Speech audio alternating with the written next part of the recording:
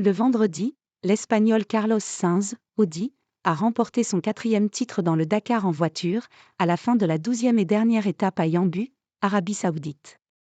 Cette étape a également vu le 2e sacre de l'Américain Ricky Brabec, Honda, en moto. Vainqueur le plus âgé d'un Dakar, El Matador, 61 ans, ajoute ce titre à ceux de 2010, Volkswagen, 2018, Peugeot, et 2020, Mini. Il devance de plus d'une heure le Belge Guillaume de Mévius, Toyota, et le Français Sébastien Loeb, Prodrive, finalement 3e. À l'arrivée, Sainz, qui offre au passage le premier titre d'Audi sur l'épreuve, a sauté dans les bras de son fils, le pilote de Formule 1 Carlos Sainz Jr.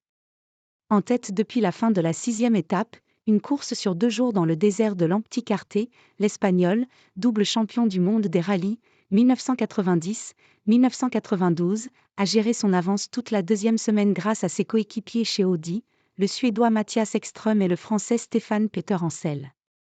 Je suis très fier, merci à toute l'équipe, Stéphane, Mathias.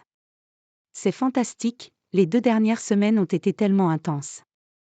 Sur cette route on doute tout le temps mais à la fin, le travail paie toujours, a déclaré El Matador, drapeau de l'Espagne autour du cou. Loeb 3e. S'il a de nouveau échoué dans sa quête du Dakar, Sébastien Loeb, 3 fois 2e de l'épreuve, 2017, 2022 et 2023, a joué des coudes jusqu'à la 11e étape jeudi avec l'Espagnol. Ces problèmes mécaniques dans l'étape la plus costaud de la 2e semaine, selon le patron du Dakar, l'auront toutefois privé une nouvelle fois du sacre sur l'épreuve mythique, son objectif principal, désormais.